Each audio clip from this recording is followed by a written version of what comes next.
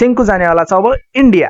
जेनोसँग लफडा settle भइसकेपछि उनीहरू team up हुन्छन् र टिम अप भइसकेपछि आफ्नो आफ्नो टिममा उनीहरू कामहरू बाँड्छन् र त्यो कामहरू बाँडिसकेपछि सेङ्कुवाला टिम चाहिँ इन्डियातिर जान्छ र जेनोवाला टिम चाहिँ अमेरिकामा नै स्टे गर्ने कुरा हुन्छ र त्यही हुनाले चाहिँ सेङ्कुको टिम अगाडि जान सुरु गर्छन् र त्यही बाटोमा चाहिँ उनीहरू सोच्छन् कि अब स्पेनतिर जाने भनेर। स्पेनतिर जानलाई चाहिँ किनभने उनीहरूलाई त्यहाँ फ्लोराइडहरू चाहिँ हुन्छ, फ्लोराइड मेटेरियल चाहिँ स्पेनमा पाइने हुन्छ अबन्डेन्ट र त्यही हुनाले चाहिँ उनीहरू स्पेनतिर लाग्छन्। स्पेन लागिसकेपछि उनीहरू त्यही जाने बिचमा बाटोमा चाहिँ योभन्दा अगाडिको एपिसोडमा हाम्रो वाइमेनसँग कुरा भएको हुन्छ र त्यही कुराको बिचमा चाहिँ उसले मेसेज पठाएको हुनाले उनीहरू चाहिँ यहाँबाट चाहिँ जुन भाषा छ सबै भाषामा मेसेज सेन्ड गर वाइमेनलाई भनेर भन्छन्। अनि फ्रान्सोइसलाई यो काम दिइसकेपछि फ्रान्सोइसले काम गर्छ तर रिप्लाई आउँदैन वाइमेनबाट र यो रिप्लाई नआइसकेपछि उनीहरू चाहिँ टेलिस्कोप बनाइन्छन् र उनीहरू चाहिँ टाढाको हेर्न सक्ने हुन्छन् र त्यही हुनाले चाहिँ उनीहरू त्यसपछि स्पेनतिर जान्छन्। अनि स्पेनमा ल्यान्ड गरिसकेपछि बार्सिलोनाको कुरा हुन्छ।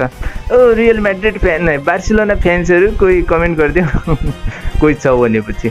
अनि स्पेनमा ल्यान्ड भइसकेपछि अनि त्यहाँ चाहिँ रिउसु र हाम्रो फ्रान्स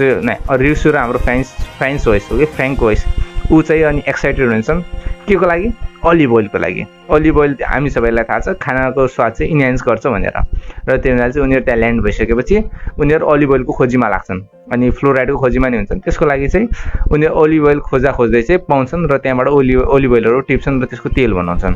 अनि त्यो गरिसकेपछि त्यही बाटोमा चाहिँ उनीहरू चाहिँ नयाँ मान्छेहरूलाई पनि रिभाइभ गर्छन्। त्यहाँको नेटिभ पिपलहरूलाई रिभाइभ गरिसकेपछि उनीहरूलाई जिउँदा गरिसकेपछि उनीहरूलाई खानासाना दिन्छन्। उनीहरू अलिभ ओइल युज गरेर खाना पनि बनाउँछन्। अनि यो सबै गरिसकेपछि अनि उनीहरू चाहिँ तिनीहरूलाई काम लाउन सुरु गर्छन्। अब हाम्रो डक्टर स्टोनको पुरानो इतिहास हो कि यदि तिमी कसैलाई खाना दिन्छौ भने उसलाई काम गराउनुपर्छ। सिजन 1मा पनि यस्तै भएको थियो, सेङ्कुले अरूलाई काम लाग्थ्यो चाउमिन दिएर नुडल्स दिएर।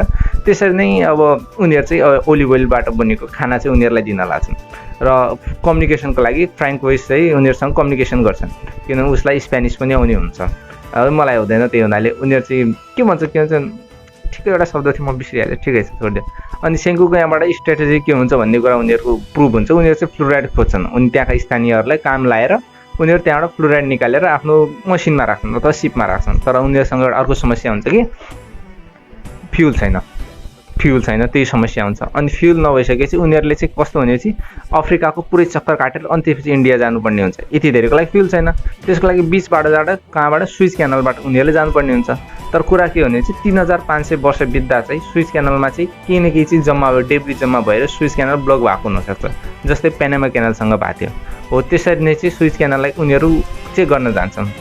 स्विज क्यानल ठिक छ कि छैन भन्ने कुरा चेक गर्नलाई उनीहरू चाहिँ अगाडि जो सुरुमा एपिसोडको सुरुमा बनाएको जो टेलिस्कोप हुन्छ त्यो टेलिस्कोप उनीहरू चेक गर्छन्। अनि त्यो टेलिस्कोप मतलब ठिक छ भने भन्नलाई उनीहरू चाहिँ सबभन्दा पहिला हट एयर बलुनमा माथि जान्छन् र त्यहाँबाट चाहिँ टेलिस्कोपबाट हेर्छन्। अनि हेर्दाखेरि के थाहा हुन्छन् ब्लक भएको छ भनेर। अनि उनीहरू चाहिँ अब त्यो ब्लक हटाउनु पऱ्यो किनभने फ्युल कम छ। अनि फ्युल बचाउन उनीहरू के गर्छन् भने चाहिँ रकेट ल्याउँछन्, रकेटले अनि मिसाइल हान्छन् र मिसाइल लन्चर कहाँबाट उनीहरू बनाउँछ। अनि त्यो बनाइसकेपछि उनीहरू त्यो स्विच क्यानलको जो ब्लकेज हुन्छ त्यसलाई चाहिँ उडाइदिन्छन्। अनि त्यसलाई त्यो उडाइसकेपछि त्यो ब्लकेजलाई उनीहरू त्यहाँबाट पास हुन्छन्। अनि त्यसपछि उनीहरू खोजीमा हुन्छन्, इन्डियातिर जान्छन् द ग्रेटेस्ट म्याथमेटिसियनलाई पाउनलाई। अनि त्यही किनभने उनीहरूको रकेटवाला जर्नीमा म्याथमेटिसियन धेरै नै इम्पोर्टेन्ट हुन्छ क्यालकुलेसनका लागि। त्यही हुनाले चाहिँ त्यसकै खोजीमा उनीहरू जान्छन् र त्यही एन्डमा यो एपिसोड सकिन्छ।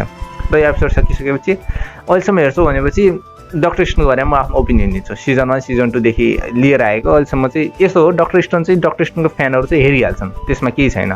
तर डक्टर स्टोनसँग समस्या के हो भने चाहिँ सधैँ स्टेक्सको समस्या थियो। स्टेक्समा केही पनि थिएन।